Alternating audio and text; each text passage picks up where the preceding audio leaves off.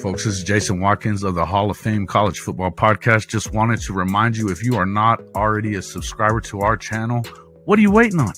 We need all the subscribers we can get. We have been putting them on quickly, but we are on our way to 1,000 and we got to get there to monetize. So please, before you forget, hit the red subscriber button right here on YouTube.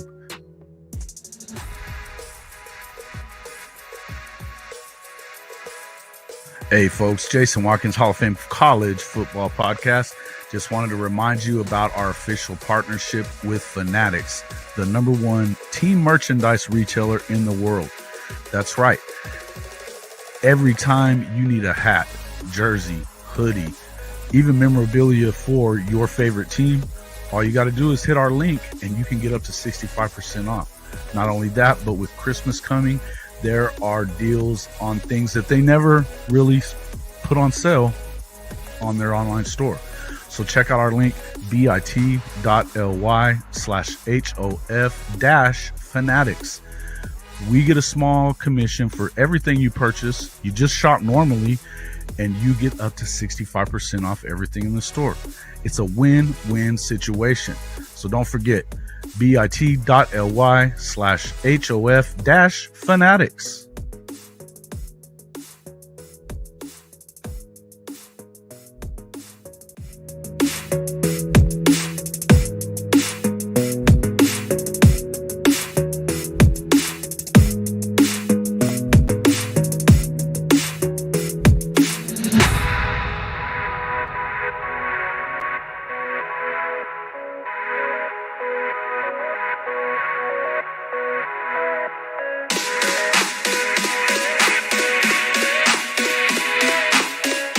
Let's go!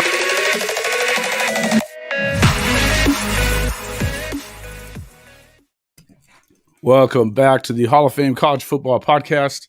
I'm your host, Jason Watkins, and if you love college football, you are definitely in the right place.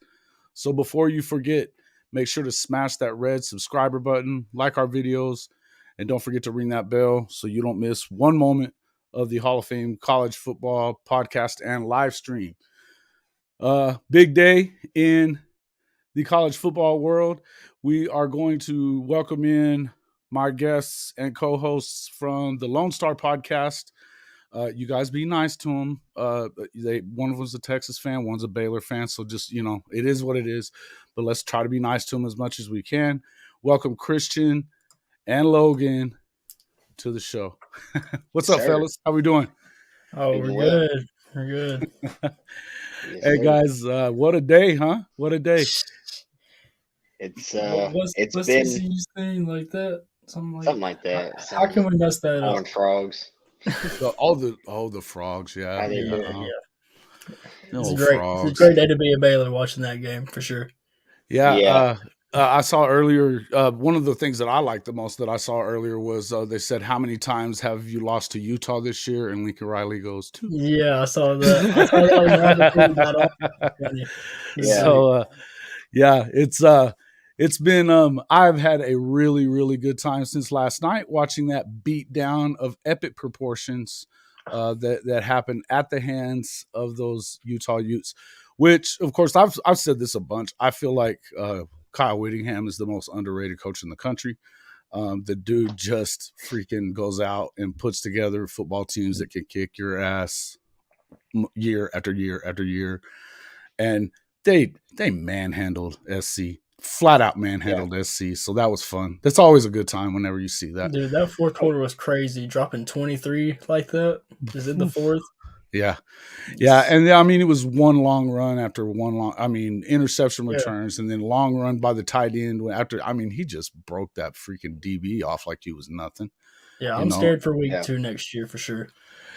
They're an animal, man. That's the one thing about Utah is that he's been there since since Urban left.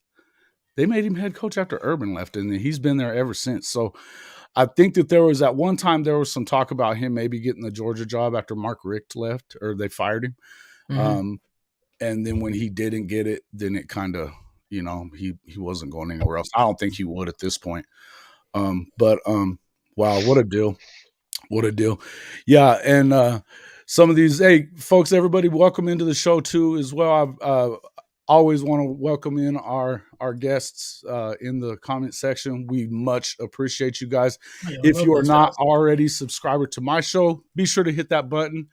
Also, go over to LoneStar_CFB and make sure that you subscribe to these guys' channel as well. They put out amazing content all week long. And they really, if you guys, any of you folks that are into TikTok stuff, you guys have some of the best TikToks. I love it. For college football stuff, it's hilarious. We're trying. Anytime that you start, kind of dragging a little bit of A&M through the mud, I enjoy it. I was telling Christian this morning that I told Christian this morning, he's like, man, it kind of sucks that we don't get to hear hump 'em eggs. Yeah, A&M is good content. We get a lot of people saying, "Oh, A&M lives rent free." No, it's just good content. And if I can post a quick little 12-second video of them looking like fools and get 25,000 views, I'm gonna do it over and over again. Why not? Why wouldn't you? I mean, I just told you guys I'm starting off the show I'm going to drag Lincoln a little bit because as we talked, that was one of the things that we were talking about a little bit. Cam Rising, I tell you what, and Lincoln kind of screwed him over. He was coming to Oklahoma, then he ended up at Texas, and they kind of did him dirty too. But you want to talk about a gamer, bro. That guy freaking shows up to play. Just toughness. I think that's that entire team. They are just toughness personified. I know he was talking some trash, but the reason he was talking some trash there, Weston, if you didn't know, and I've seen a couple of different things. I think they were trying to hide it, but this is the actual thing that happened. I'm not going to say what's on his hands, but if you can look here closely, it says something Utah on the other side. I won't say that word. But then, of course, there he is crying again. Every time he loses a football game, he cries. And apparently this is when he got hurt, doing the Heisman pose. Oh, wow. Well, in the time that he got. And then, of course, the steamrolling, which is always, this is just good times right here, buddy. And we all just had a great week of championships. Listen, not bad. It's not bad when you're somebody like that. But here's the thing about SC. For all the trash that their fans like to talk, and they're exactly in the place that Oklahoma's been in for the last 5 years. Win 10 games, win 11 games, whatever. You might even win the conference championship, but it's because when they had, Texas was always at that point irrelevant. I've been saying this for a long time. That if it hadn't been for the fact that Texas went right there, and then Oklahoma State is a perpetual underachiever, then you would have never, that facade that was built there for all that time would not have been the same, Yeah, Texas's downfall definitely helped Oklahoma, but it also didn't hurt that Oklahoma was able to somehow get back-to-back transfer quarterbacks that just hit. Y'all got doubt 3 about in it. a row. That's what he lives on. That's what he lives on. That's exactly what the guy does and will live on. He always has, man. Here's the thing. If you look at it, they haven't played defense around Oklahoma in a long time. And it's going to get better around there. But at the moment, it hasn't been. Oh, it will. It will. You're going to see some things that are coming, but don't worry. I do want to address Mr. John Russell's about Worthy just real quick. Sure. He so it was kind of believed towards the end of the regular season, the last 2 weeks or so, it was kind of perceived that he would be entering the transfer portal. We had a situation where he seemed to scrub his Instagram of Texas posts. He did not do that to any other social media platform. He then later went on to erase everything off of Instagram. He posted one picture with him in Texas Longhorn gloves doing like a heart. And the sources that I've heard seem to feel confident that he'll stay. it's kind of one of those things that you never know until, there's coaches who are reaching out to him. Lincoln Riley's one of them, Absolutely. who's already reaching out That's to what I was him with a thinking. bag. And the other thing is that they put a lot of smoke signals out there and try to throw you off the scent. It took until February before Caleb Williams finally committed to USC. If anybody didn't think he was going to the SC, if we even want to go back to last year, like whenever Lincoln and everybody moved over to USC and Xavier Worthy was talking about there was people trying to get him to transfer to some mysterious school, everybody knew who it was. I mean, we had people before Jordan Addison even got into the portal. What happened? It's just I don't know. No, I was just saying. We all got switched around. Say that again, though. What was that? When Jordan Addison was still at Pitt, people were saying how much he was getting offered by some team. He wasn't even in the portal yet, so no other team should have been in contact with him. But they definitely were trying to get him on tampering for that one. They were definitely trying to get Lincoln on tampering for that one. He's denied it, but he's shady as hell. Worthy could still leave. I think what Worthy is in a situation. I think he likes Texas, but he knows his talent, and he's like, I can get open. The quarterback can't always get me the ball. I should probably go somewhere where I can get the ball. And let me tell you why I think that's ridiculous, Christian. First and foremost, everybody loved Quinn Ewers from day one, and then he gets hurt, and then he's fine, and then he has a couple of bad games, and everybody just decides to freaking go. Nobody remembers that he's a freshman, number one. That's the first time he played football in 2 years. He's going to get better. These guys do get better, or you would hope that they get better, right? I mean, and Sark has been one thing that he has done very well over his career is help develop quarterbacks.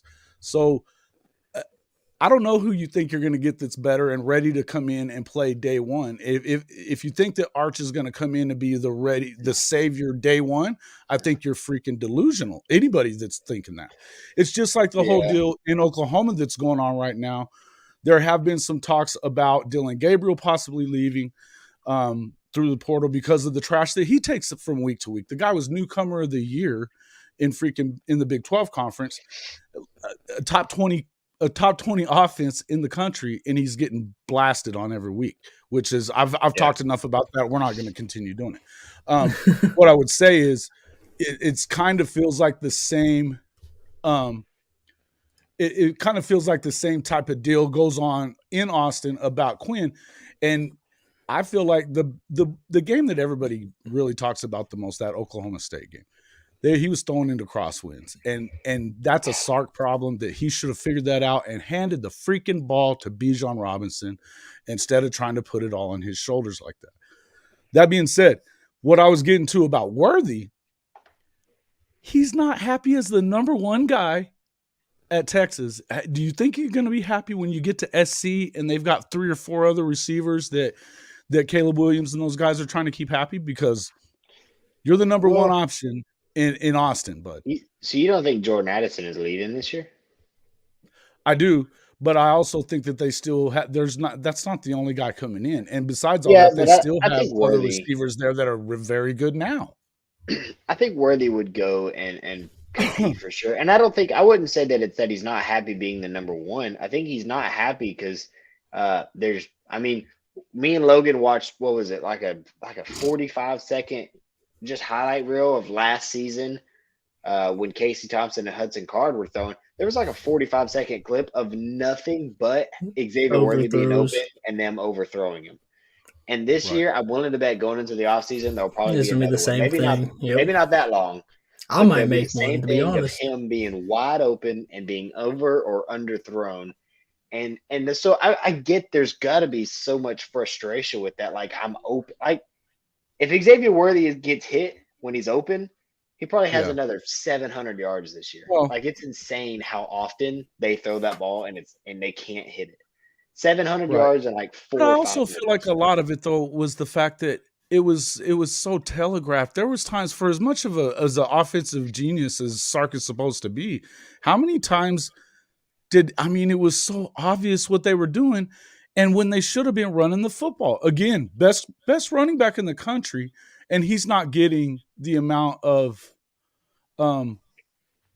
carries that you would expect him to get. And now the last couple of games he did, and look what happens. They go out and they win big games, you know? I would say the only game he didn't get enough touches was probably TCU. I mean, other than that, he did not get enough touches in Texas the second Tech, half of that freaking Oklahoma State game. Do not give me that, Christian. No well, way. yeah, you're right. You're right on that one. But at the same time, I mean, he got the ball 24 times. The problem is he had the ball 24 times. He had 140 It was yards. in the first half, most of it. You know? I mean, and on top of that, don't forget that he also had like a 50-yard touchdown catch. You know, and then they just kind of forgot about him the entirety of the second part of the third quarter and the entire fourth quarter. I think maybe he got 1 or 2 touches. I mean, you got to give him the football, man. And I just feel like, especially when you have a freshman quarterback, you know, that's a chance that they go in there. I mean, they win that game, they're for sure in the conference championship game. We could be talking about Texas as the conference champions today. We really could. Yeah, Texas could beat TCU. That game, our offense was so atrocious. But their defense was really good too. And I'll tell you what, Weston, I want to go to this question. You asked about Lebby putting Evers in the game and running the RPO. I would have liked to have seen Nick get in there. I think they were trying to save some eligibility, hoping maybe he wasn't going to run off into the portal. Obviously, as we found out today, he is. And I do agree with you that Dan Lanning gets it rolling. They're going to be third best in the Pac-12. They may not be better than that. They may not even be third. Because guess what? News today, and it's been going for the whole week, but Coach Prime's going to Colorado, and he's going to start, and he's probably going to take the better part of his Jackson State team that would have already beaten Colorado this year. He's going to have his son with him, those kind of guys, Shador, and then, of course, Travis Hunter. Yeah. Travis Hunter. How many years does he have? Schroeder. Shador has two more. He's got 2 more years.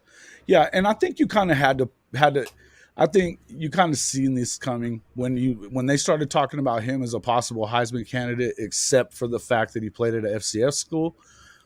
You know, you kind of had to know that the writing was on the wall. And on top of that, look, man, when you're out recruiting the big boys, they want you out of FCS right now. You know what I mean? Everybody wanted him out of FCS whenever he got Travis Hunter to flip from Florida State, which it blew my mind at the time. I was like, why are you going there? And then I started to realize, I was like, oh, that makes a lot of more sense than what I thought it would. Like, listen, I think it's Colorado a good job for him too, because of the fact that you don't expect him to go and win the whole thing next year. Sure. Or even probably the year after that. But by year 3, with him recruiting the way he will and getting some guys through the portal the way he will, they will definitely be, yes, Bryce, they will be in that top 25 right away. They could theoretically they could do it right away, but I don't think that they really contend for the Pac-12 championship until probably maybe year 2, but more like year 3. And that's okay. You give them that time if you're Colorado, because you've been garbage. Yeah, like what do you have to lose? You can't lose anything. Yeah, like you can't go too much farther down. Right, exactly. Again, guys, if you enjoy the content that we bring you week after week, make sure to hit that subscriber button and like the videos as well. That is very important for all content creators to get interaction with their content. So and it's free to do it. You can, however, I believe you can do some tipping now on there. So in the description, there's some options on that. You guys can also, if you have a Cash App or anything like that, I'll throw it in the description as well, and we'll split that up. But any guys, if you want to throw in, the super chat or anything like that, as we get more and more people in here, sometimes we're gonna see some of your stuff, some stuff we're not going to. But if you do the super chat deal, we definitely will read your question, no doubt. So appreciate that, guys. Yeah, definitely. I think it's a big deal. I've been wanting to see Coach Prime go ahead and make the move. I think there's a good, whether it's going to be great. I know he was helping the HBCU community tremendously. I mean, who was talking about Jackson State a couple of years ago? any of these other HBCU programs. Is it going to hurt them now that he's leaving, or has he done enough at that level, do you feel like, to maybe get some of these other guys that haven't necessarily been ready to go coach yet, but maybe they go down there and give it a shot now too, just to boost that visibility down there? I feel like it depends on who he leaves down there as far as on the coaching stuff. Like if he leaves, well, most of those guys were already career coaches, NFL guys. I mean, he has Mike Zimmer on his staff. You know, I don't know if you knew that, but yeah, he's got. True. I mean, you know, there's options though, but you got guys like Terrell Owens, even guys. I mean, these guys were around his program all the time. You know, why not go ahead and go down there and coach? You know, you came from that program or one of those programs. T.O. did anyway. Jerry Rice. I mean, not that Jerry's going to necessarily go, but there's a lot of guys that did. Yeah. Huh? Yeah, that's what's going to matter is, you know, when you look at Deion, or Coach Sanders, as he likes to be called. Coach Prime. I don't know if y'all saw that video once where he did not appreciate he either wants to be coach or Coach Prime. Yeah, he hung up on that guy or left the interview. That was funny. Yeah. He, you know, a part of him as a coach is really impressive. I think he's a pretty good coach. Actually, I'd have to say he's a really good coach for considering as Weston says. In such a short Weston's spot on. But his recruiting, if you think about it, it plays a part in the fact that he's played the game, so they trust that he knows the game.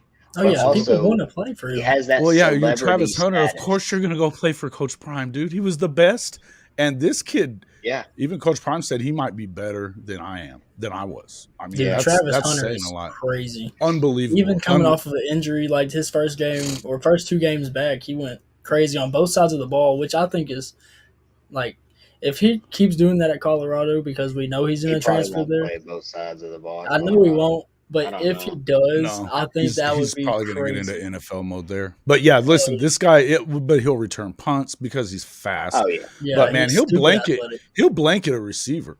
You know, you're not Florida getting. State would be a better team. Like they're pretty good. They'd be a much better team if they had that guy. They were going to have. Gosh. I just think that a part of it, as far as what other coaches would go to that FCS or an HBCU, I think that his celebrity status that he has helped him a lot. So seeing a Jerry Rice or T.O. do it might work. But and you do have Eddie George's down there. Eddie's doing very well actually at the HBCU level as well. So he's doing a fabulous job. I would say that, and you know, I don't think that there's a whole lot of people that have that same celebrity status. As Coach Prime. Jerry Rice and T.O. might.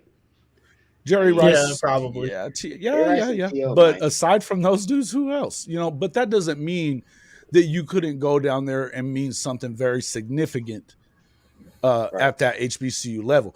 I think the main thing is, and having covered with everything that I've done with the Otis Taylor campaign and all that kind of stuff and being around it, he went to Prairie View A&M. So, you know, kind of being around that community some. You've seen that they do things in a weird way that is, and that's what Coach Prime's come in there and said, hey, what are we doing it like this for? What are we doing it like this for? You know, we need to be paying this guy this, and we need to make the facilities better and stuff like that. And he knew what it was going to take to run a successful program. And he's been trying not only just to do it at Jackson State, he was also pushing the rest of the conference to do the same thing. They had a television deal that Jackson State wouldn't get involved in, I know. Because it was stupid, it was ridiculous. They could do better on their own. So it was one of those things that you need somebody like that has that strong personality for sure. That way, I love that. Yeah, I think he broke it now. Didn't you see what I put up there, Weston, a minute ago? This was the injury time right here. He was hobbling pretty good too. Yeah, dude, hey, listen, that's because he had a freaking Utah Ute permanently implanted in his ass after the second quarter. The dude was getting his ass kicked all day, which was, you know, listen, and I don't even hate on Caleb so much. It's aside from him, you know, leaving the Sooner program. I'm not hating on Caleb. He's a kid, you know, and I don't necessarily blame him for going with Lincoln. He went to Oklahoma because of Lincoln. I get it. The thing is that you are definitely going to be in a situation there where you have to carry the team. And this is why Lincoln allows himself again, he looks great all season long because their offenses are good. What he hadn't had in a long time that he never had to deal with until Aranda showed up was having that defensive juggernaut mind guy like you have with Whittington. And then also, obviously, with Dan Lanning in Oregon. You're going to have to deal with these guys. He didn't have to deal with Lanning this year. Next year, he will. It's one of those things. Yes, I think that the limp got worse. I do agree. But I can tell you he was getting his ass kicked. You know that, Weston. If you were watching it, he was getting hit a lot. So I just want to throw up the Michigan-Purdue game just ended, and it was 43-22 in case anybody was wondering. Cool. So that's 2 undefeated teams. As we'll just run through that scoreboard. Yep, they did. Yeah, it did. Yes, sir, they did. Yes, they did. I was worried about that. Obviously, Georgia left no mis. They didn't. I mean, they won 50-30. It was never really in doubt ever. No, they went up. I think what were they up? 34-10, 35-10 at the half. So I mean, it was definitely out of reach. Obviously, he just said 43-22 Michigan over Purdue. Clemson with Cade Klubnik playing most of the game that I saw, and I didn't catch it from the start, so I don't know if they started DJ. But Klubnik was 20-24 for 279 and a touchdown as they win 39-10 over North Carolina to win the ACC Championship. Tulane is the AAC Conference champions after a 45-28 win over UCF. Gus Malzahn, UCF, that will be a Big 12 member next season. And then, of course, last night, the Utah Utes, 10-3, pummel the USC Trojans in the Pac-12 championship game, 47-24. After going down 17-3, they scored. They outscored USC after that a total of 40. Yeah, it was 40-7 after that. Or no, 44-7. Sorry, 44-7 after that. So it was nice. It was nice. Not bad. Not bad at all. Not bad at all. Again, and that's what I'm saying, though. It's one of these things where with those guys, until you get to learn to play some defense yourself, and that when you have a program like OU, and especially SC, juggernaut type of programs where you can get big guys, just like you would at Texas, why are you recruiting defensive players like you're at freaking Texas Tech or even like ECU is where Lincoln was, before he got to Oklahoma? Why are you still recruiting guys like that? That doesn't make any sense to me, but that's what they're doing. And so, but I think that the writing's on the wall here. The writing is on the wall. I feel like trying to hold the staff hostage. Yeah. I understand what you're talking about, Wesley. I get it. I'm not. All I'm saying is that's a kid. He did what was best for him as far as what happened with Caleb Williams. We don't have to love him. And I enjoyed watching him get his ass kicked a little bit last night too. I'm just going to say I did. Just like I'm sure, Logan, you enjoyed seeing your team's rival take it on the chin today. It was great. Yeah, I did not waste my lunch break to watch the end of that one. That was a great lunch break to take right then. I was like, man, this is going to be good. And then they got that close, and it just brought me back to last year. And I'm like, man, I know how K-State fans feel right now after getting that stop. Man, it was a big game, man. What a game. I mean, I watched it, and the one thing you got to say about TCU, too, is they played with fire the entire season. And K-State, give them a ton of credit, man. They came out and played hard. Their defense was you had that drive down there towards the end where they went down and they tied it up. Mm-hmm. And Duggan had freaking ran. I think he ran for 95 yards on an 80-yard drive. It was pretty wild. But because they had some penalties, obviously. But I'll tell you what, though, that game that he had, and then he's walking off the field and he could barely breathe. That dude was so tired from at that moment. That they tells had to help, his offensive line had to help him off the field, and it was like, dude, what in the world? And they balled out. But the thing is like at some point you're going to have to go and like how they did that game against, I think, what was their last game? Maybe West Virginia or something, where they went out and just blew them out.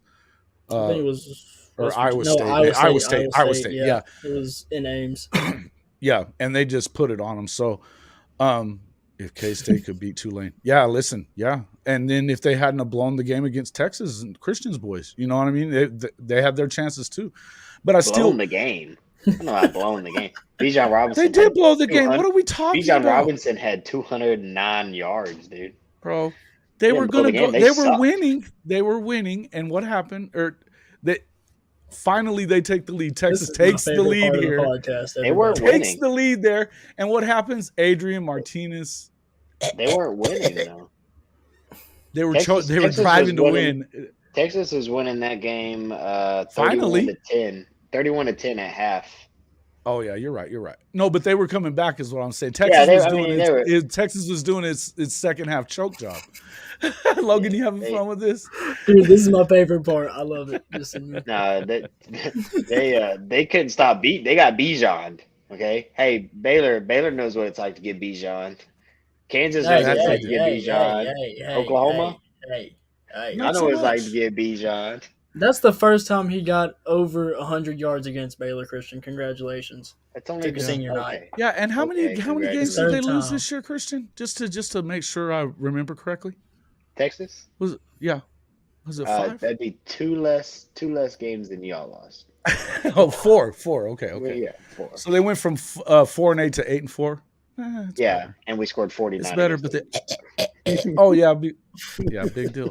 You're going to get up against a freaking JV freaking defense. What are we talking about? Not every Texas player is an All-American. Tell him, please. Tell him, Weston. Tell him. Christian thought that Kevin Banks should have been the Big 12 Freshman of the Year. Kevin Banks. I don't know Kelvin who he Banks, is. Our left tackle. Sorry. Our left tackle. Absolutely amazing. He made the all freshman team for the whole country. So why was he not the all freshman? Why was he not the freshman Big 12 player if he made the all freshman? Who was the freshman Big 12 player of the year? Richard Reese. And Richard Reese deserves it too. He had a heck of a season. I'm not trying to. He did have a great season. And he was a freshman doing that. I didn't even realize he was a freshman. I wouldn't have even expected that. I'm mad that he didn't make the first team for the country. It's crap. That dude from Cal is not as good as Richard Reese. I tell you, I guess that would be where we go from. Well, so the next deal is, here's the deal. What I would want to know, we are talking about we were obviously TCU taking that loss today, Now, because of last night, had you see USC won last night, TCU's sitting out for sure. Oh, yeah. Not in the CFP. So obviously, I think that it didn't matter what happened with Michigan unless they got completely blown out. They were going to the playoff. I know Georgia was going to the playoff either way. They've been dominant the entire season. They're the number 1 team in the country. But my question is, though, with that is why would Ohio State get in over TCU? Because TCU's resume is pretty good. Well, I agree with that. I'm not saying that I don't agree with that, but they're not a brand. No, I know. I get that. But just looking at the resumes, Christian, why would Ohio State get in over TCU? Yes, the Big Ten is garbage besides Michigan and Ohio State. Please answer this so that we can kill you, Christian. Go ahead. Alabama is trash. Think about this. Sorry. No, hang on, Logan.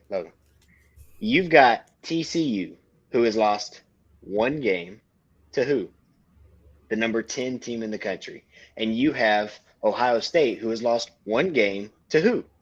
The number 2 team in the country. But who have they beaten? Who's lost? Yeah, but aside from that, what the hell else did they do? Yes, it does matter. That is a dumpster fire of a conference. It doesn't matter. You're not going to drop. If you play a JV schedule, you should win them all. And you know what? There were a lot of games throughout the season that they didn't win the way they should have.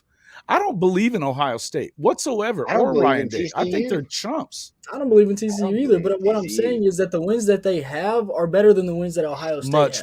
Much better. And you know what? Just because you don't. Wrong, but because you're looking at it as a Big 12 guy who's always thought that TCU's trash doesn't make it doesn't make it so. They went and they won all their games until today. It doesn't have anything to do with, and they played better teams throughout the season than Ohio State did.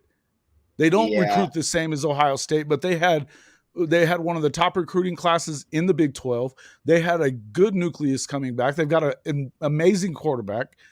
I don't understand what the problem is. I don't want to see Ohio State in there over them, but that would have happened. It would have happened. For sure. That's what would have happened. But if, like, what's bothering me is that the CFP committee is so brand driven. Like, why is Alabama? Of course it is. They're a bunch of freaking casuals.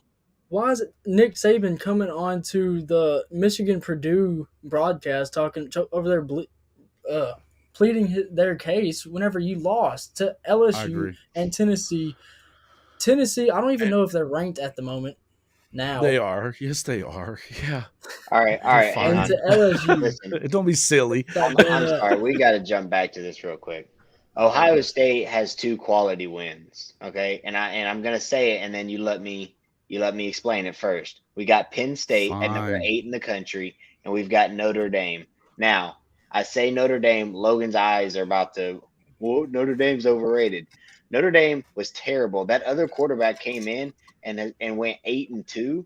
One of those losses was to Ohio State. When he came in, Notre Dame was actually pretty good. So to say that TCU should get in because they have better quality wins, I'm looking at it. I'm seeing 2 wins against the number 8 team. I don't see TCU hasn't beat us. They beat it. Was 10. Notre Dame actually number 8 though? Until they weren't. They were not a top 10 team at any point. Are you really think Penn State was the top 10 team? Do you really think Penn State's a top 10 team? Because I don't. I mean, I'm not the kind of I can't. They're number 8. They're number 8. They're number 8 right now, or were they when they why? Because they play that freaking 8. Aside from those 3 football teams that you're just brought up, Ohio State, obviously Michigan, and freaking Penn State. Aside from those 3 teams, the rest of that league is trash.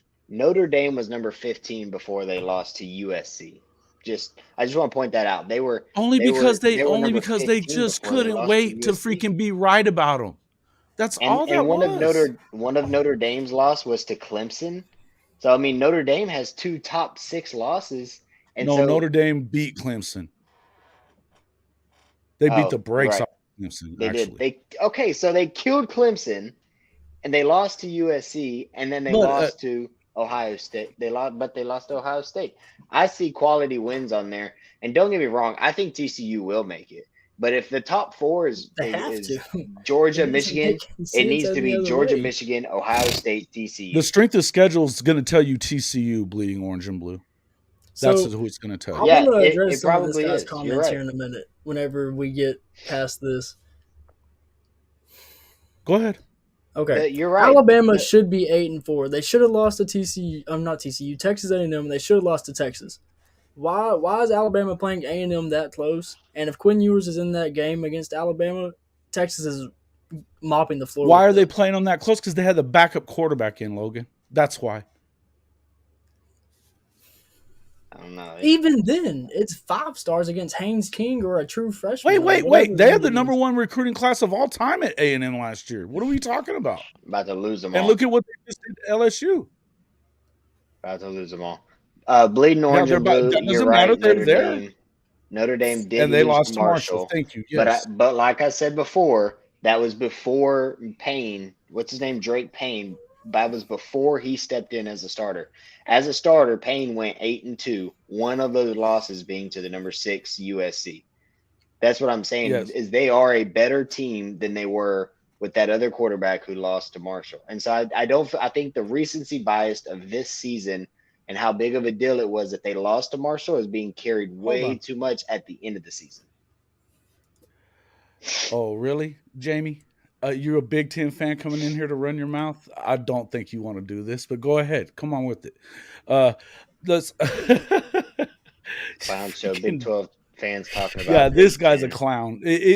And Big 12, Big Ten fans are insanity anyway. So go ahead and mess with us, dude, and see how we don't rip you apart. Watch. Yeah, the Big 12 got way and so more will everybody in there. The Big 12 definitely has more depth than the Big Ten. I mean, your top 2 and our top 2, are both pretty good teams, if you ask me. But there's no depth in the Big Ten. I There's mean, zero. It's a except trash Penn State. I conference. mean, Aside from Penn those three State's not teams, trash. I don't think that, but Penn State has definitely not achieved what you want to see them do as at this point of Franklin's time in Happy Valley. They should be better than that. They really like haven't competed with even the best teams. They haven't competed with the best teams in their conference, really. They had Ohio State at home, and I mean, they were up for a while, and then they got thumped at home, just the same way that Michigan went into the shoe and beat the brakes off of Ohio State, which I'm telling you, I just think that there's something legitimately wrong with the Buckeyes. You're going to see it in the playoff. I don't think that Ryan Day has it. I think that that's the biggest issue with them. They haven't recruited the same way on that side of the ball. I know that they did bring in a good defensive coordinator. They should be turning that thing around. But, man, it was very, very clear last weekend who was the best coach in that conference by a lot in that game. By a lot. So, but we kind of jumped off of what's obviously Ohio State's going to get in just because of the fact they got one loss. They're going to get in. Now, do they deserve it? I don't know. Alabama does not deserve to go over TCU just because of the fact that they have two. Now, granted, I don't care about their wins or about their wins that they should have lost. I don't care about that stuff. Schedule. But what I would tell you is that their strength of schedule is great because it's a SEC schedule. But then they go and they play these trash schools also. So y'all don't take this into is exactly what I was going to say. Quality of loss very well, right? Is that what y'all don't care about the quality of loss? It's just not the wins. Well, the thing and James said this in one of the last comments. He was talking about that the quality of loss is not supposed to play into it as much as a win does. Okay, I don't know. And I feel like the NCAA basketball bracket is the same way. Like it has the quadrant 1 wins and then like quadrant 1 losses. Right. Like well, they've got some weird tiebreakers on this apparently too. Not that I know what they have to be, but I'm just and don't get me wrong, Bama. If you have 4 teams with 1 loss, Bama should not get in. But at the same time, if you take into consideration quality of losses, they lost to Tennessee, who at the time was number 6. I mean, with a great season going. And then they lost to LSU, which at the time their losses, like that's the thing. And then they blew it to A&M. They lost by a total of freaking 3 points to those 2 teams. You do realize that, right? Right. I mean, we're talking about a 2-point conversion and a freaking – I think it was another 2-point conversion. Yeah, that's what both I'm of them, they lost by a total of 3. Yeah, their quality of loss, their 2 losses aren't – it's not 2 losses for them is not the same as USC's 2 losses or Tennessee's 2 losses. Of course not. Well, and you know, they're not the same. I may stand corrected as far as the worst conference is probably the Pac-12, because they didn't play anybody all season. Everybody was loving on them. You know, loving on Lincoln's boys, loving on obviously Utah. I think is the best team out there. They lost too many games. They lost to Florida. They lost to and then they went and lost that game at Oregon. You know, I don't know. Look at the Pac-12. I mean, 11-2, 10-2, 9-3, 10-3, 9-3, 9-3. I mean, there's some depth. I'm not saying that they're all like elite or nothing, but there definitely is some depth in that conference. Yeah, but what depth are we talking about? Because with USC, UCLA, the depth you're talking about, okay, that's fine. But it's because out of conference they played nobody. The 2 teams that played anybody got beat. They got beat out of conference. Lincoln and them almost lost to Rice. I don't know how much they played Rice.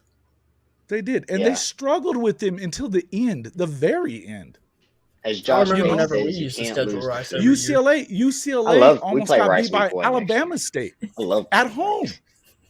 Alabama State almost went in and beat UCLA at home too. So these guys, these teams, and then even like UW, they go down, they get beat by Arizona. They get beat by Arizona State. I mean, their games that they lost, they had good wins over Oregon, I think they beat UCLA also, or no, UCLA beat them, but they had a couple of good wins in there over the other quote top teams.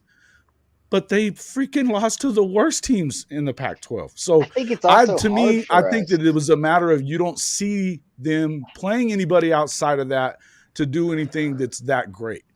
I just felt like they weren't as good as a lot of people want to give them credit for because they want to save the Pac-12.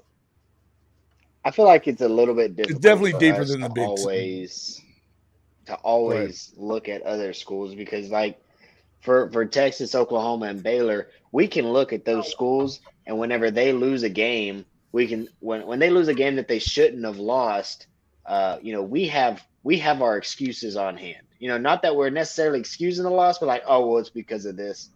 And so we're looking at these other teams, and you're saying, oh well, they lost to so and so, and you may have watched the game. I didn't watch the game. I don't know exactly how it went down, but I'm sure there's a storyline behind how those games went down where it's like, okay, like Texas losing to Tech. We had no business losing to Tech. I know but that. As a Texas Neither did fan, Oklahoma, but it happens. As a Texas fan, I can say, well, what do I know about it? I know it was in Lubbock. It was a night game. Texas Tech considers us to be their rivals. And it was a daytime game, bro. What are you talking about? I don't think you guys played a day game. Yeah. Was it? I remember them storming the field and all that crap. I don't remember. I'm not going to say nothing on that. I don't remember. I know that we lost to West Virginia. I can tell you everything bad that happened with Baylor this year was offensive play calling, Blake Shapen folding under any kind of pressure, literally folding without even getting touched, and our defense is terribly young and no complimentary football. That's what happened with Baylor. No doubt about that. And I think that your quarterback's trash too. I think that who I think what they ought to do? They ought to freaking immediately go and get the guy from Texas. Immediately. Oh, I think that'd be Hudson Card. That's a pretty good fit. Hudson Card should be a Baylor Bear right now. I don't want y'all to do that. I think it's a good idea. I bet you don't. I bet you don't. I think Hudson Card is talented. I don't want y'all to do that. I want him to go to a whole other conference. He's talented. I bet you don't. ACC. And quite honestly, I'd like to probably see him leave the conference as well, being an Oklahoma guy. But what the world? Help us out, guys. But I'm telling you now, though, if I'm Baylor, I make sure that he comes to Baylor. Yeah, I mean, I don't know what we're going to do. We're down to one scholarship quarterback as far as the ball game at the moment because Kyron Drones is out. We have Luke Anthony, which is a grad transfer from LA Tech, which I don't know how much he did over there. I didn't look into him too hard. Yeah. And then we have Blake.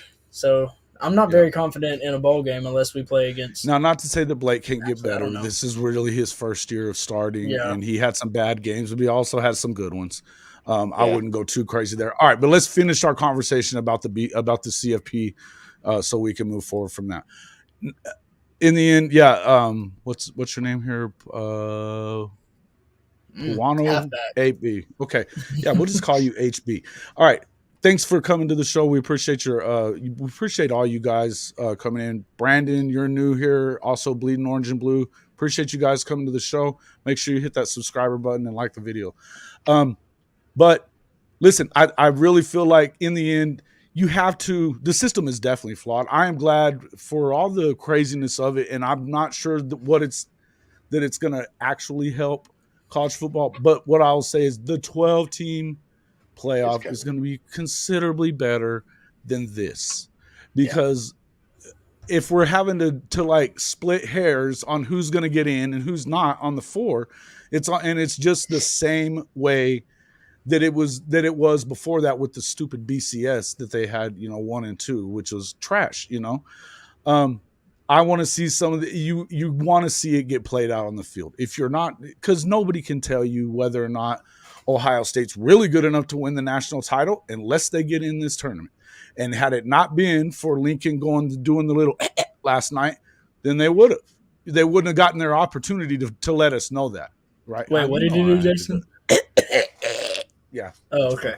I just want to make sure. But I'm excited for if only for that. Now, I know you guys like Josh Pate. I like his show as well. He's not a fan of the expanded playoff because of he thinks that it hurts the regular season as it stands. Well, maybe. But also, I feel like it's going to be better for the fact that because a lot of times when you have these round robin schedules, like what the Big 12 does, Yep. and even to some extent, with the We don't SEC have that being as anymore. tough as it is, it's a tough schedule to get through, right? Yeah. What I would say is if you have one side, the Big 10 East is decent. The Big 10 West is shit. It's terrible. You know what I mean? I mean, all the bad teams are on that side. It's weird. But anyway, because like Purdue being that other team, yes, the conference championships will matter. Absolutely. You know why they'll matter, bye. John? Is because the top what is it? The top four conference champions are guaranteed to go have in. a bye. So Kansas State would They're have a guaranteed bye after today. Yeah. So Right. okay, that raises a big question that me and Logan were talking about at work. We talk Right about a lot now. of stuff at work. What if?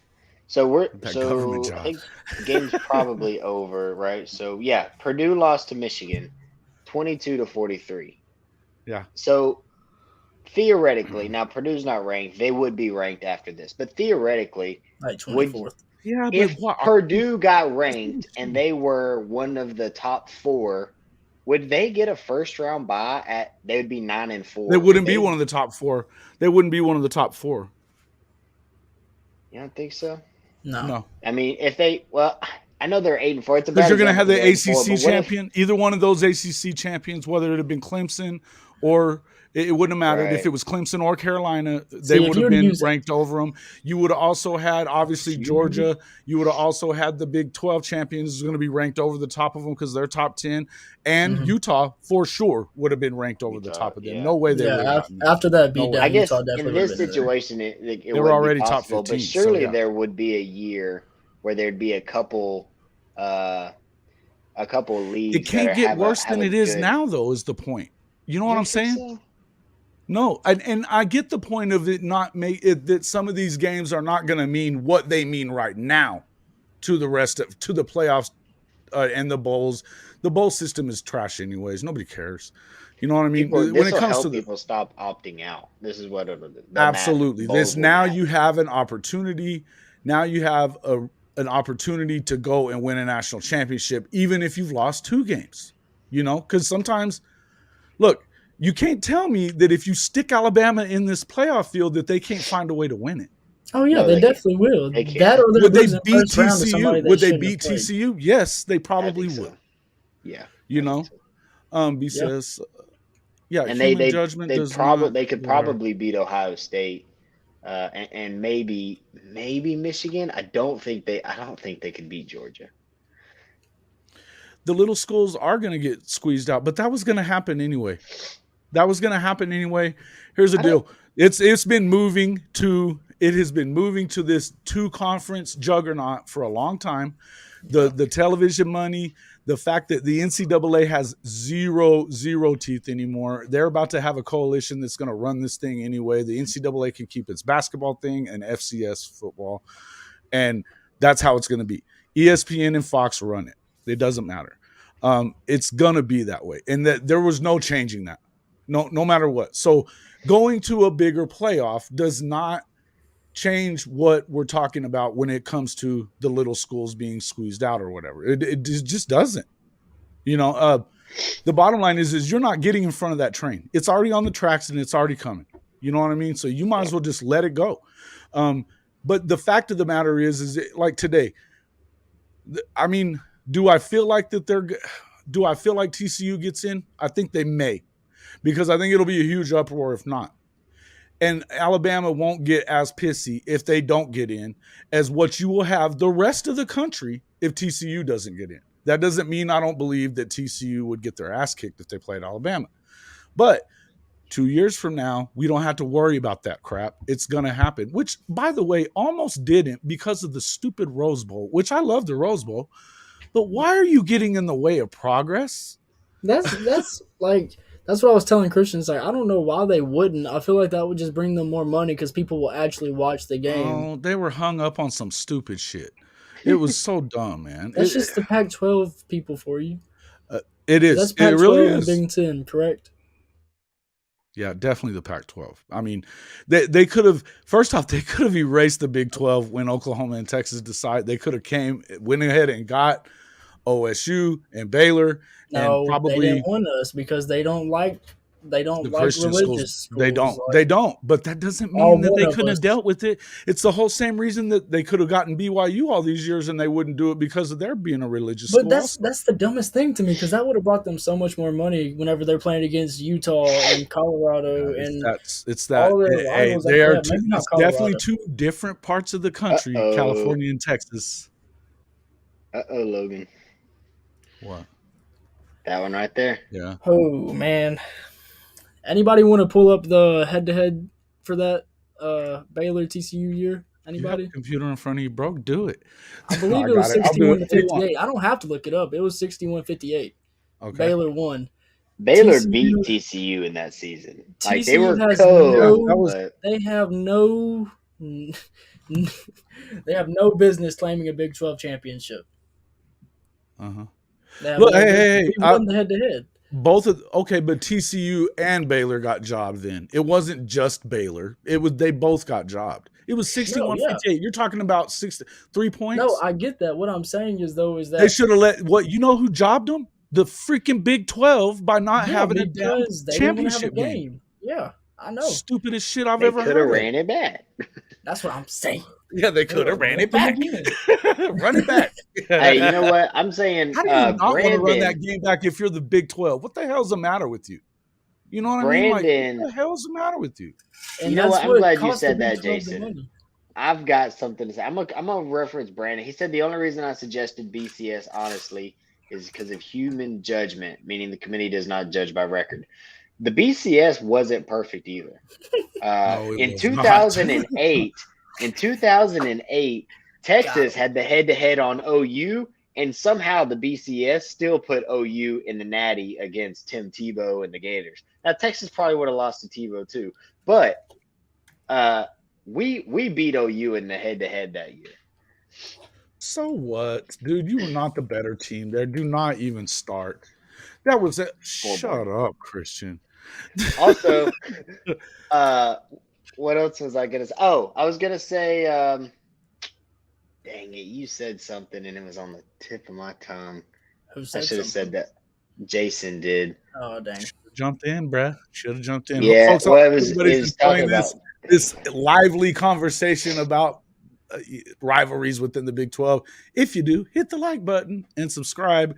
These guys are on my show a lot. Make sure that you go over to Lone Star _CFB as well and hit theirs as well. They've got a lot of this content. I love going on their show as well with them and their TikTok stuff. If you guys ain't watching them, they're good stuff. It is some good stuff, man.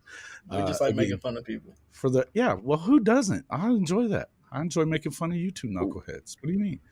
We beat OU and lost to Tech, which we beat. That goes back to the same thing with the Baylor TCU thing, if I'm not wrong. So he's saying because we lost to Tech on the Michael Crabtree catch, but y'all beat Tech, so he's saying it was a 3. Right, but if you've got Texas and OU, one's number 2 and one's number 3. Why would it not be the head-to-head? Y'all were not the better team that season. Stop it. But y'all lost. Let me just pull up that. I gotta pull up that scoreboard then. I mean, I don't know what to say other than that. Bro, you know that there's times that the worst team wins that game. He said for 4 years. Wasn't this year? What do you mean? They lost to them this year too. We beat y'all 45-35. And y'all had Sam Bradford. Sam Bradford was a solid quarterback. Team. I don't even want to hear this anymore. Okay, whatever. But I did remember my point. You know what happened? Hold on, we had Wait, was that? Yeah, we had the better team. The team that you had the next year was very good, and they should have won the national championship game over Alabama. Bro, what are you talking? It's the same. We had Cole McCoy, Quan Cosby, Jordan Shipley, Earl Thomas. Get him. We were stacked, bro. That was good. I like that. I will say one thing I remembered for what Tech was in the top 10 that year all year, man. They were good. They were a good team. And we lost on Michael Crabtree, a solid I'm aware. receiver, I'm aware. and I saw the NFL game. receiver. Yeah. That I was saw not a the game. bad. That when we're talking about quality losses, that's what I'm talking about. Mind you, though, y'all's quality loss was us. But what I was saying is, you were saying that who in their right mind wouldn't have wanted to see a TCU Baylor rematch that year that they were co-champions. I was Exactly. talking to There's some no two people ways around today. that. That's the whole the fact that knucklehead freaking, what was the name of that freaking guy before the new commissioner? Why am I forgetting? Bowlesby. Screw that dude. That's what I'm saying. He was making mistake after mistake after mistake. He ran Texas and Oklahoma off, not replacing Nebraska and Texas A&M, and then, or it wasn't Nebraska, it was A&M and Missouri that they didn't replace.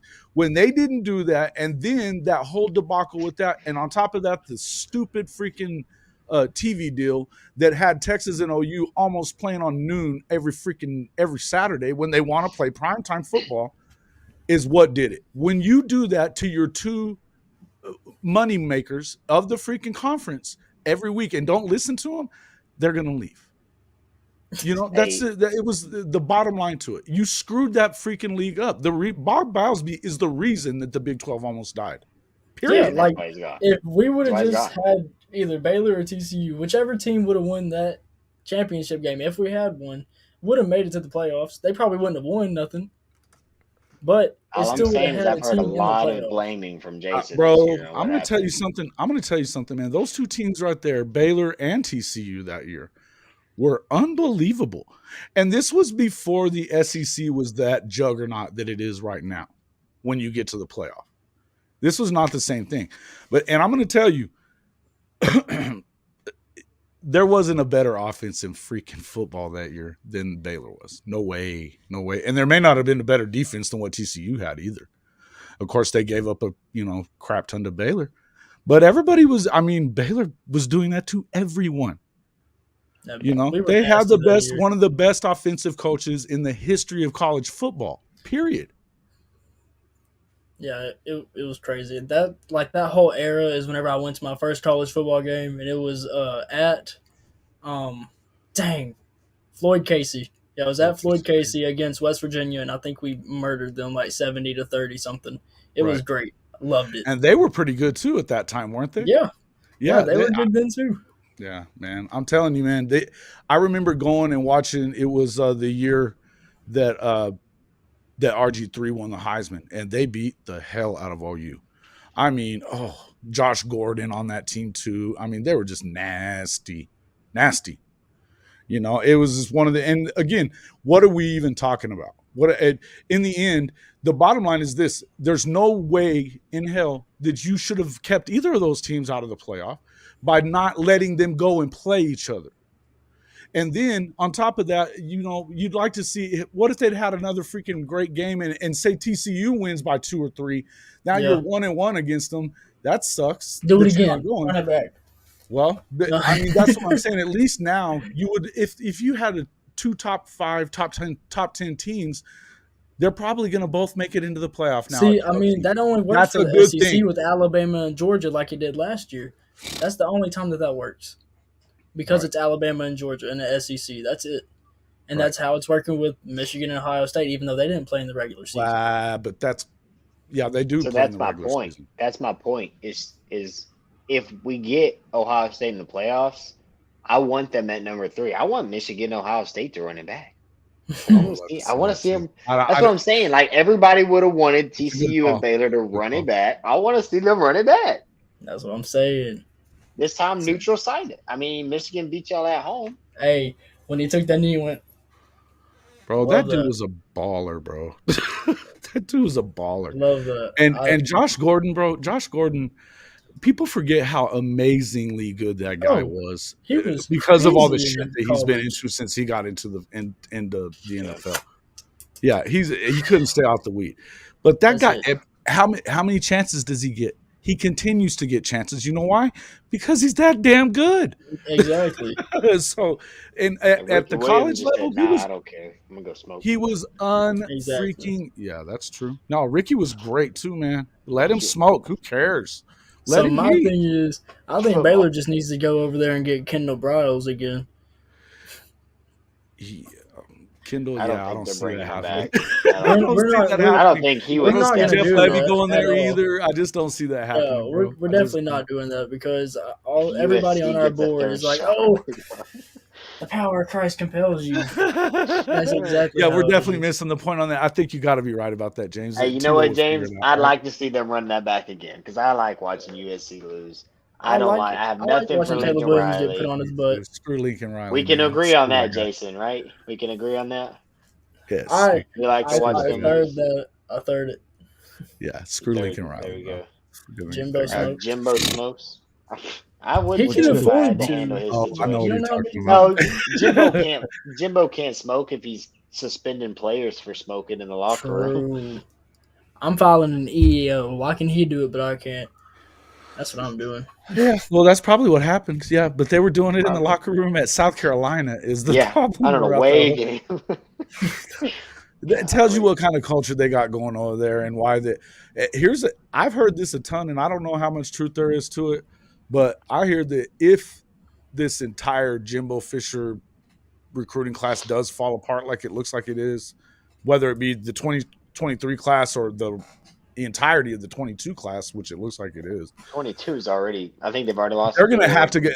They'll probably give him know. another year, but then they're going to have to get him out of there. They're going to have to.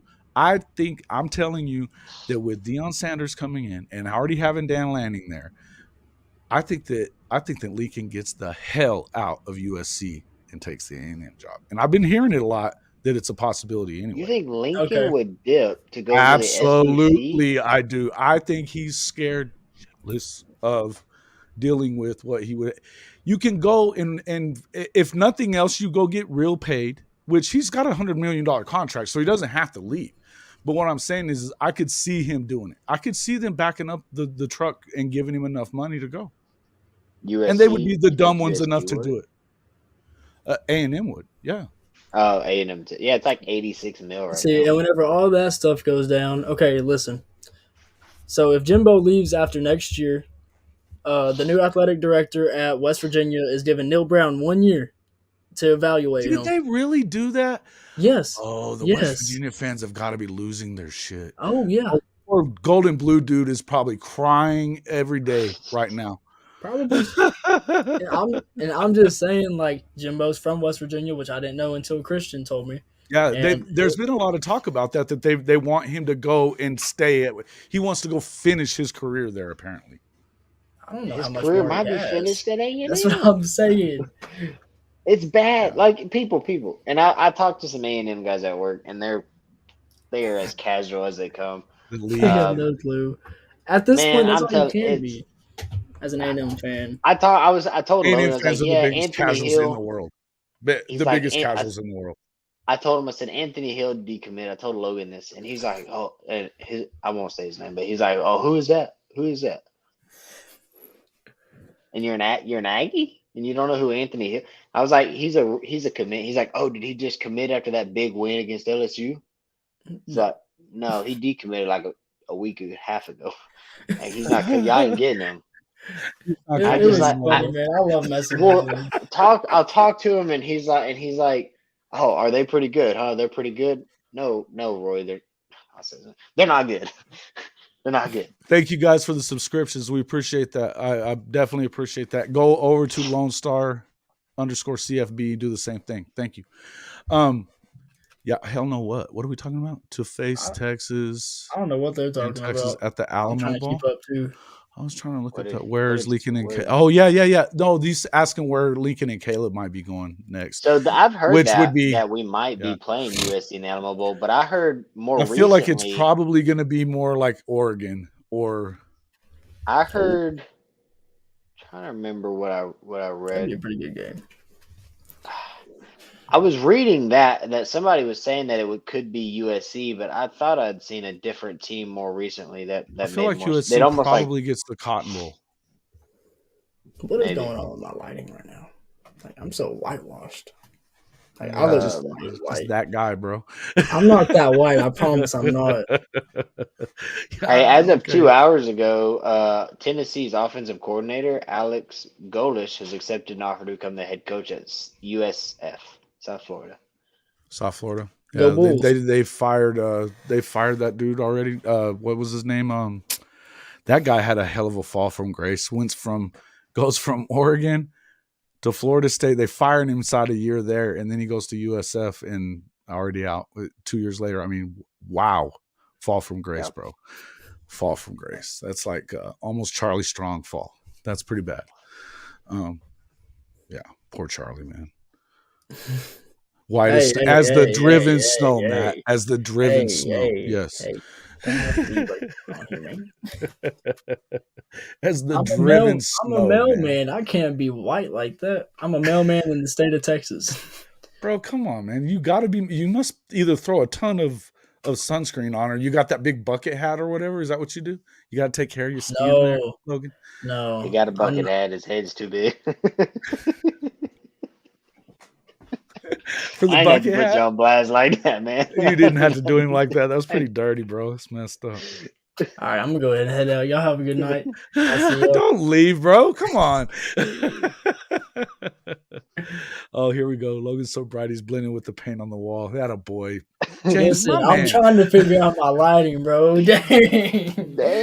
Put him on blast, James. Put him on blast, James. James. Just lose my freaking earphones because of that when I was laughing so hard. That was awesome. Dang, I'm really trying to find who we play. That's the bad part. I've seen some reports that said we could play Florida State. I saw one that said possibly Notre Dame, and there was another school that I can't seem to recall. That don't look no better. Top of my That's head. the bad part. Oh, Utah. I think I saw that we might end up playing Utah. Yeah. That would be the Rose Bowl. They're in the Rose Bowl for sure. Oh, then we're probably not playing Utah. No, you're not playing Utah. We're going to the Alamo Bowl. We ain't going to no Rose Bowl. I want to play the best team that we can play.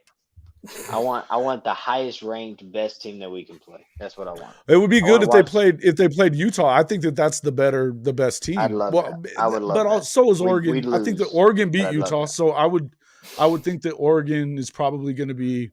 I think that's who Texas gets. I don't think it's going to be Oregon. I wouldn't mind playing Oregon. End of the day, OSU and TCU are in. I know OSU's in. I'm not positive about TCU. If we get up tomorrow and Alabama ends up in it, would you be that surprised, Diamond Boy? Yeah, because I wouldn't. I wouldn't be surprised just because of how I know the committee can do it. But oh my gosh, 2 losses. I mean, how they've done it in the past. I don't want TCU in the playoffs. I'll tell you that, but they should be. Look, they definitely should be. They definitely should be. But would you be surprised? Would you be surprised? Would you be surprised if they just? I would. I'd be surprised. I would not, dude. Because look at even Saban is out there campaigning today to get in. Well, yeah, of course. I mean, as soon as they lost, what does he do? He goes on TV. If he gets in, I bet. If he gets in, I'd put money that they'll win the first game and they'll make it to the Natty against Georgia. Oh yeah, they beat them before. No, they get their ass kicked. They're going to get beat by Georgia. But if anybody's going to beat Georgia, who would it be? The coach that knows how to beat them. Bleeding Orange, you're spot on. It's 2 losses. Both on their quality losses. We understand that. That doesn't make it. That doesn't mean they need to be in, though. Are you saying that they should be in bleeding orange and blue? Is that what you're saying, or are you saying no? Over a 1-loss TCU. Huh? TCU's in 1 loss to a top 10 team at a neutral site. But okay, Matt. I agree with you, Matt. I agree with you, Matt. But I'm telling be ranked higher than TCU, Matt. And I need to know your answer. Come on, Matt. Who is it? What did you let me see what this guy's saying. On font, but it's brother BKL Contreras, as sports entertainment guy. Keep it up. Thanks, guys. Appreciate it, brother. Lost by 3 points. Bama loses 2 close losses. Should have for losses. So Matt, you're saying no, USC shouldn't be ranked above TCU, but you're saying that TCU has 1 loss to a top 10 team. Ohio State only has 1 loss to. Did I say USC? I meant Ohio State. I meant Ohio State. Okay. Go ahead. All right, go ahead. I think you were saying Ohio State, but it doesn't matter. But go ahead. Continue. What are you saying? If I said Ohio State, Yeah, so No, it's not SC. Matt. Forget about SC. Forget I about said the SC. wrong That's not who school. we're That's talking my about. bad. You know we're all in here bashing SC, bro. Don't worry about that. SC sucks. It's either going to be, we know Ohio State's in. Ryan Day was over there. He's probably sent, he probably sent a limo to freaking, You would put Bama in Utah. and Ohio State out? You can't do that, dude. Ohio State's only losses to the number 2 team in the country. And it was by a lot. Don't get me wrong. Ohio State should and be at free. home. Matt, I agree with you, Matt. I did say and USC, at home. And they did lose at home, and they lost by a lot. But we're not talking SC. 2. We're not talking SC. They're out. They are out. So, they let the door hit them. Definitely Ohio State's got to be. Ohio State's got to be right. But if Ohio State is 3, you get the rematch of them in Michigan. Hey, I'm fine with that. I don't care. I'm fine with that. But I'm talking to some of my friends are like, nobody in the world. Nobody wants to see that game again. Are you Who the hell me? said that? What's the matter? That's the only Big Ten game I want to watch. Some people who act like Big Ten game I want to watch. They talk like casuals, but they watch so much college football. I don't understand how they don't understand. What did I miss? I was zoned up for a second. They wouldn't want to watch Michigan. Let me tell you something. It's Ohio a TCU fan, an Aggie, and a Michigan fan. That's my group chat. TCU, Aggie, and Michigan. It's okay. I think Bama beats Ohio State, and I think that Bama beats TCU also, bro. I'm going to tell you that. I think Bama but that doesn't mean they belong in there. They might beat them. No, listen. I think Ohio State. I don't think they'll beat the brakes off of Bama. I think that they will expose how undisciplined their secondary is. I've been telling Christian this all year. Their secondary is very, very undisciplined because they're either getting burnt.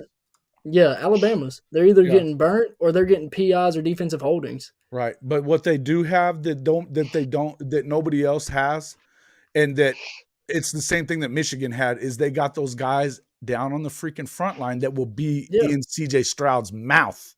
Yeah, the entire game. But I mean, he's not. It doesn't matter how good your secondary is if you can't get the ball off without getting beat the hell. That's exactly what happened in the Michigan game too. The Michigan is built like an SEC juggernaut right now. That's it, because their offense isn't great. I mean, I was really happy with the way Harbaugh kind of went out there and threw the ball. I mean, went up top, because they've got some good receivers, but they really hadn't done that all year. He out freaking classed Ryan Day last weekend. Straight up outclassed him. Anyway, all I'm saying is I feel like here's the deal. Do I think that Alabama's a great Alabama team? No way. Do I think that? But you would say, and I know that you hate TCU, so this is easy. Would Alabama beat TCU? Are you asking me or Logan? Logan. Oh yeah, Alabama's beating TCU. Okay, all right. So there is a freaking argument to put Alabama in this freaking game. I don't know if I'm that confident that they beat TCU. One of the oldest offensive lines in the Big 12. Like, they have some of the oldest players in the Big 12. Like, they're very experienced. That's why they're good. And I believe they need to be in, not Bama. Don't get me wrong. I'm just playing devil's advocate here. But I feel like I do believe that Bama beats either Ohio State or TCU. Well, hey, talking about that, that's why they're good. How bad do we think TCU is going to be next year when they lose? They're going to be terrible. I mean, they're not going to be bottom 4 of the conference, because they're still going to have Sonny Dykes, which is a pretty good coach. Bro, what are you talking about? They lost 2 by freaking 3 points. Go ahead. Go ahead. Continue. TCU's going to lose like 3 offensive linemen. They're going to lose Duggan. They're going to lose Quentin Johnston. I mean, their offense next year is probably. I mean, if Chandler Morris has to take over, I would. Well, here's the thing, though. That and you're right, they will. They have Lincoln's brother, and they do very well. They were I think the number 3 portal class in the Big 12. They were top 10 in the country. Well, but they had a good nucleus coming back also. TCU will fall in the next 3 years, no matter what, because if they keep up this production. Sonny Dykes will be coaching at a major FBS school. Well, and already Garrett Riley's getting looked, I think, everywhere. Right, yeah. I think Garrett Riley's either they're going to suck. It's the same thing as what Dave Aranda would be in that situation had he have not been garbage this year. If Dave Aranda went I think 12 that and he 2 screwed again this himself out year, of the Nebraska job. I think he did. I 100%. think he may have coached himself right out of the Nebraska job. He and Dave Aranda was on that situation where Might be a good thing everybody for all Baylor, off bro. season. That was good to me. Is it though? If I this don't know, season man. is what it could be with him, is that a good thing for Baylor? Christian, I would we've have talked rather about Dave. this I dude. would have It's rather Jeff Dave Grimes. Dip and Matt Dave Rourke Aranda, came in. Dave Aranda is not the one calling the plays, which is our main problem. We already got rid of our His defense defensive was booty coordinator. cheeks. We got rid of him. Yeah, but Dave it's also Aranda's your they were defense. real young. They were real young, bro. They were real Exactly. young when it They're came to real that. young. And Ron Roberts has been getting worse and worse as the season progressed. Like Dave Aranda, he's worried about the whole team. He's not just like, all right, defense, It is very Jeff sustainable through Grimes, the portal do this. and through going to JUCOs and stuff like that is an absolutely sustainable way to win if you're a program like TCU or SC for that matter. But really these teams that aren't going to go and get the 5-star kids every year out of the high schools, they can absolutely go and pick up the best players that they can find out of the portal and from junior colleges. It is It works. sustainable. We watched That is Oklahoma absolutely do it sustainable. We watched Oklahoma do it 3 years in a row, getting And you will see Oklahoma Mayfield, doing it this Murray, year and next year also, just like they were this year. I don't know why people act like that's such a problem, because I think it's the right thing. With the portal the way it is, if you're not trying to use it the way Lincoln Riley does, then you're a moron. I think there's a little bit of luck involved. I mean, the portal is not a guarantee. Sure. There's definitely some luck, but it's better. I would say it's less risky than recruiting. I think what it really amounts to is what is your culture about? How important is your culture to you when you start looking at these guys? If you're Jimbo Fisher, you don't give a shit. Just go get him. He's a 5-star, right? Doesn't matter what they are, who they are, any of that, right? So I got a real quick question. What are all the Alabama and SEC fans gonna do if Kansas State beats them in the Sugar Bowl? Like beats the brakes off of them? They didn't care. They didn't care. If K-State beats the brakes off of Alabama. If somebody ever tried to tell me that a Nick Saban coach team didn't want to be there, I would probably never talk to them about college football again. I agree with you too. I agree with you too. But that would be what their fans would tell you. That's what their fans would tell you. Yeah, well, they're stupid. You don't think that? You don't think Alabama has some casuals? You don't think Alabama has a shit ton of casual fans? They've got fans that have been casuals for about 15 years, and in about 3 or 4 years, they're probably going to stop. Yeah, Nick Saban ain't coaching forever. But the portal, but James, the portal actually, again, there's definitely a lot of luck, right? But when you've got I was talking about this the other day with Peyton on the show. When you have schools like, okay, well, you just had the receiver from Alabama. They've gotten like 5 or 6 5-star receivers in the last 2 recruiting cycles leading up to this year. So they lose the guy to the portal the other day. It's why is that? And he's not even a bad kid or nothing. It's just he wasn't getting his opportunity yet. It's a business. So you want to go get those guys. You know what I mean? I mean, but I think what I was getting at is that if you're a guy like Jimbo, it can screw you. Definitely, because you don't know what you're getting and you don't care. You're just going to bring them in. They can play. Let's try it out. But if you're a guy like Venables is really concerned about who you're getting. Why are you in the portal? Why are you doing this? Why are you doing that? Somebody like Saban would definitely be that way, right? They're not just going to go to the portal and grab people up like that either. Georgia did I mean? Get hammered by the Horns a few years ago. Bleeding orange and blue. You're right about that. They did. But what did they all say? Oh, Georgia didn't want to be there. Okay, yeah. Why are the SEC teams so bad in big bowl games? Like Ole Miss, like they lost last year to Baylor. Yeah. Yeah. Hey, that was freaking when the Sooners smacked freaking Bama in the Sugar Bowl. that was pre Baker Mayfield, even with freaking Knight. And Trevor wasn't the best quarterback to come through Oklahoma, folks. We all know this. Ole Miss didn't okay, let's just put it out last year, because I'm looking at his next comment that he just put out about these kids don't care. Is that last year nobody from either team opted out of the Baylor and Ole Miss game? What happened there? Right. Like, I think they wanted to be there. Obviously, I think it's a New Year's Six. There's a difference in Ole Miss and Alabama. There's a difference in Ole Miss. There is. But the difference is, I distinctly remember, we actually we beat Georgia. I think that was like 2018, And then the It's gotta be next year we TCU, beat Gale. Gotta be Utah. TCU. The next year we beat Utah. And I don't remember which one of those teams it was, but Georgia was number 5 in the country. They were the first team left out of the playoffs. And then when we beat Utah, they were number 11, but they were number 5 the week before and lost the Pac-12 championship. And I remember distinctly before those games, players on those teams were tweeting out about Texas, about we're playing Texas, we're going to be ready. And then we kill them. And then all of a sudden, now we don't care. I know. It's In the the same with Florida. warm-ups, they're It's 2 ready. years ago with Florida, it was the same thing. Right. In 2 the years ago with warm-ups, Florida, it was the y'all are same thing. pumped They beat up. the Y'all are brakes off jumping them on in the there. sides. I know, And then dude. you And just lose, because, we didn't want to be there. Okay. yeah, dude, that's It's what fine. the SEC definitely does a lot of that stupid shit. I don't want to hear all that crap all the time either. But no matter what, because of school name, what do we mean? What does this mean? I think he's talking about the I guess playoffs. he's saying because I was.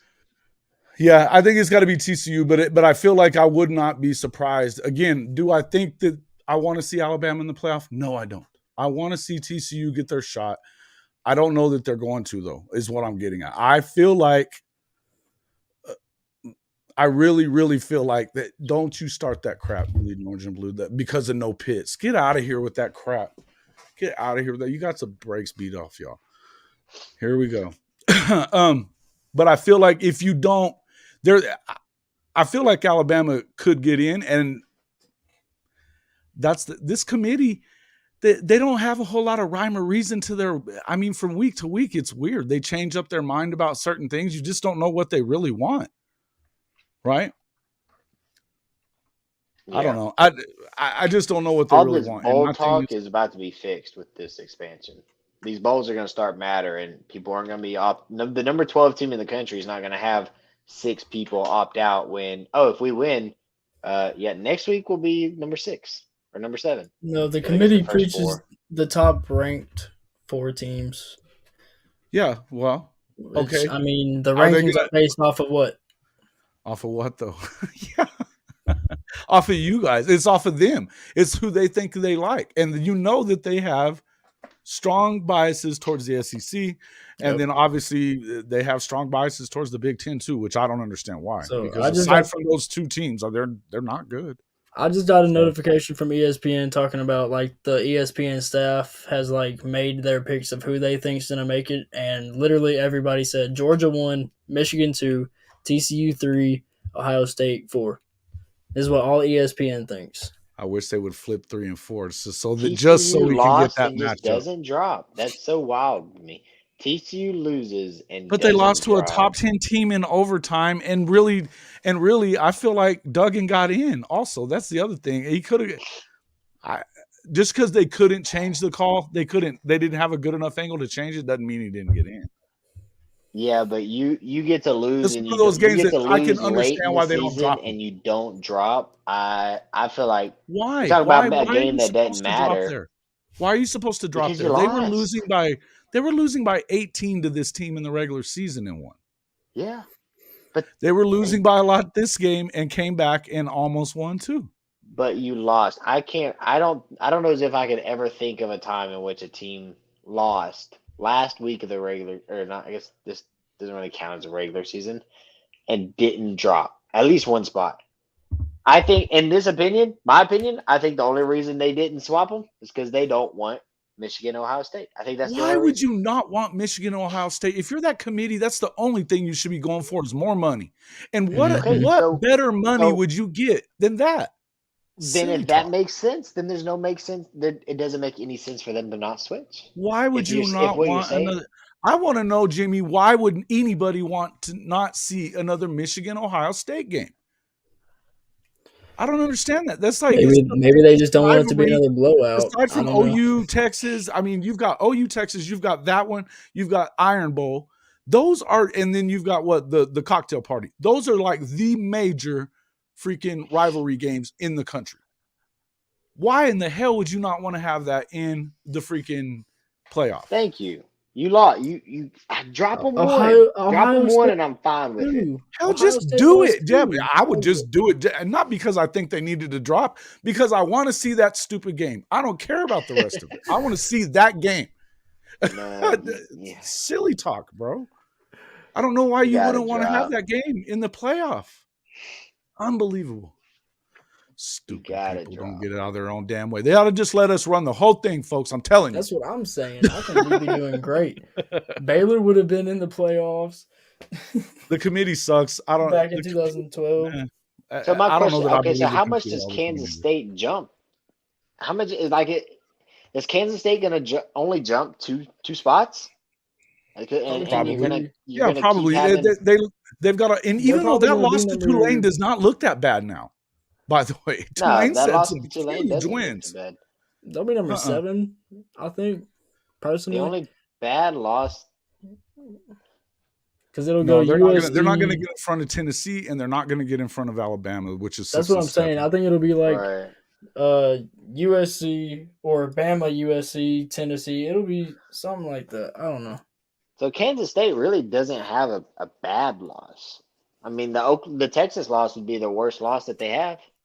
Yeah, well, Tulane, because it's at home too. Yeah. I think that's a bad loss for them. Yeah, but Tulane finished. But Tulane's helmets were dope. Tulane's helmets were dope. That's a badass freaking. Their uniform colors are pretty killer, man. Dude, even today they were like the light blues were dope. I like them too, man. Tulane lost to you.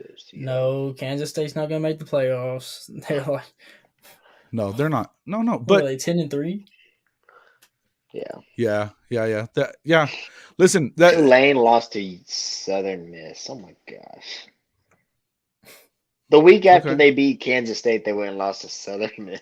Yeah, but okay. Well, think about that though. You come home off of a big win like that on the road. Yeah, I'm not. I'm just saying that just letdown games happen. They're kids that letdown. It just sucks because they're number 18 and they're about to probably jump to like 15. But they went. They're 11. the first team to beat Cincinnati at home in like 40 games.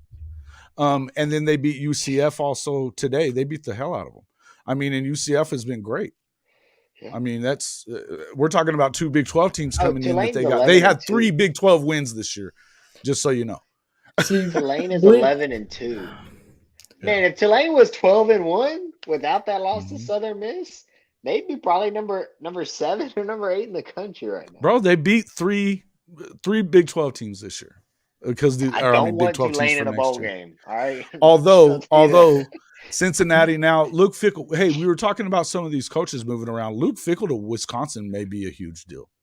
That may be a huge deal, because I think that Wisconsin was definitely on their way down, but that was a huge hire for them. Big hire. I can't believe that he didn't get like the Nebraska job before they gave it to Matt Rule. Yeah, Matt Rule. I'm not the biggest Matt Rule guy. I don't hate Matt Rule, but I don't think that he's better than Luke at all. I think he was good for Baylor, and so I wouldn't be surprised if he's able to do some good things over at Nebraska. I think they should be better. I think that they should. He's a builder. He's a builder guy. That's one of those dudes he's going to be. Yeah, this would have been a good year for the 12-team playoff. I agree with that, Jimmy. I think that's why we need to get to it now at this point. No more of this talk about, like Josh Pate's always talking about, it's going to make the regular season irrelevant. I disagree with that too. I think that you're going to get more good matchups because of it. But I would like to see that you might as well just say what it is. You want ratings. So make Michigan and freaking Ohio State play in the first half of this thing. Make sure that happens. It would. It'd be great. I'd love to see that. I get why a Michigan fan doesn't want to see that. I get why they don't, because they're of course still not. No, they don't want to play. We've only won twice in the last 10 years or whatever. 15. I get that they don't. I think it's more like 15 years. Yeah. So yeah. But the way you beat them, I don't think it'd be that hard to run the ball again. I think it'd be all right. But to be honest with you, I'm about to have to hop off here, man. We've been on here for a while, actually. So let's. It's been about an hour and a half. Yeah. The problem my computer hadn't died. Yeah, listen, guys. I'm fixing to jump off anyway as well. But folks, make sure that you go over to Lone Star _CFB. It's at Lone Star _CFB on YouTube, of course. You can also find these guys. I think I accidentally jumped off of our showing our names. Well, no, it should be there. Oh, it's because of the banner there. Yeah. Or not the banner, but the comment. There we go. Make sure that you find them there on Twitter as well. And then make sure that you find them on TikTok. Their videos there are super cool, man. They're lots of fun. And if you like to like just mess with A&M guys, the culture and all that stuff. Trust me, it's definitely great. go it's to great. that as well. So we appreciate that. Guys, thanks a lot for coming on. I had a good time tonight. I only have a little left. Anything else y'all want to really kind of get off your chest before we get out of here? This is the end of the regular season. I know we're going to do some more stuff together as we get through it, but yeah, I'm excited I have one last thing. Oh, dang. My one last thing. Oh, that's a flag. Hold on. My one last thing is that we didn't really we discussed Jimbo. We didn't really discuss, just real quick, Jimbo fired. Oh yeah, let's do that for a second. Coordinator, Big Gig'em. Well, you listen here, Jimbo. Yeah, he fired the offensive coordinator, but like Jimbo, you called the plays all season. You just got that was hilarious. That was hilarious. I didn't even know the guy. I didn't even know they had an offensive coordinator. I didn't either. Yeah. That's what I was about to say. You know who Texas's offensive coordinator is? Our offensive coordinator is our offensive line coach, Kyle Flood. And we just did that so that we could pay him more to come be our O-line coach and offensive coordinator. Coach Stark calls the plays. Right. If our offense is bad, that's the thing is, if you call the plays, your OC doesn't really matter. You know what I mean? No. I don't necessarily believe that. Sometimes the game planning wise and stuff, some of that stuff, it could matter. But you didn't know. It's not with a guy like Jimbo. He's so weird. Who's going to win the Heisman before you guys go for sure?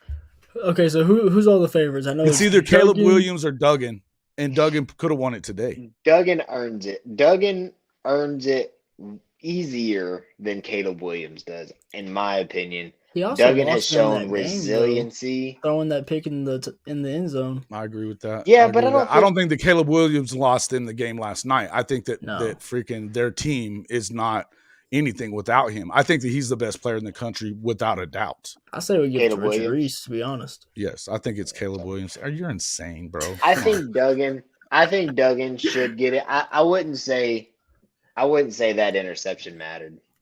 Wait, I think you're not losing Craig Squirrel Williams. I don't necessarily have a problem with Duggan so much, but I think that Caleb Williams wins it based upon like last week they were going to give it to him on that one. I think I wouldn't be surprised to see Duggan win it, but I got to be honest with you. I think that the best player in the country, if it's me, the best player in the country is Caleb Williams, and there's not really anybody close. I don't necessarily like the guy. State, Bijan would be winning it. All I got. Listen, if I think that they screwed Bijan, I think that your coach screwed him out of the freaking Heisman Trophy. Duggan, because he doesn't paint his nails.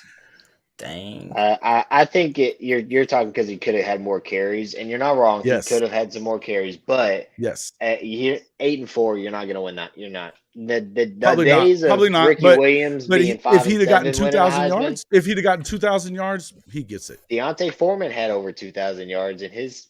Deontay Foreman had 2,000 yards in the season. He only played like 10 or 11. I think he missed a whole game. He only played 11 games and went over 2,000 and wasn't even invited. He wasn't even invited. We were 5-7. Charlie Strong. Yeah.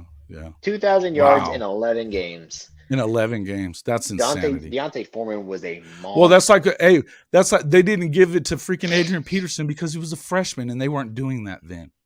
Yeah, that was ridiculous. And I loved his performance. I agree. You saw it in that game. He was hurt. That dude was hurting, and he went out and gave it all he had. And Duggan's also just a really cool story, with his heart condition. I really like. Hey man, yeah, he had a heart condition. He's gone through a lot of crap this year. I would not have a problem with Max Duggan winning that thing. I think that Caleb Williams could win it next year. So that being said, who's the best player in the country? And that's what this trophy is supposed to be for. It's supposed to be for the best player in the country. I think it's Caleb Williams. I'm Bijan in too far behind that, but I think it's Caleb Williams. He does more for his team. But maybe only because he gets more opportunity to do more. But that being said, he does more for his team. So Barry Sanders not winning it, 1986. There's a lot of times that it's happened that it should have been not the way. How does Peyton Manning not win a freaking Heisman Trophy? You know what I mean? How does Christian McCaffrey break all those records of Barry Sanders in that season and not win it over Derrick Henry? Insanity. Yeah. So RG3 is just that guy. That's all I got to say. RG3 was really good. RG3 was good. He would have been. He would have been. Folks, appreciate you guys coming onto the show. We will see you on the next time around. Make sure that you hit the like button on your way out. I only see one like. I know we don't always see them. If you hadn't hit the like button, please do that. That helps a lot. Lone Star _ CFB. That'll be helpful as well. Go and subscribe to those guys. They've been doing a lot of work, and YouTube's kind of a different deal than some of these other platforms. Help them get that subscriber number up there, and I'm really trying to get to 1,000. Help me out, guys. We really, really want to get there. So we will talk to you guys on the next one. We're going to do some stuff on recruiting here in the next couple of weeks, so I'll be announcing it. Thanks a lot for coming in, guys. Appreciate it. Yes, sir.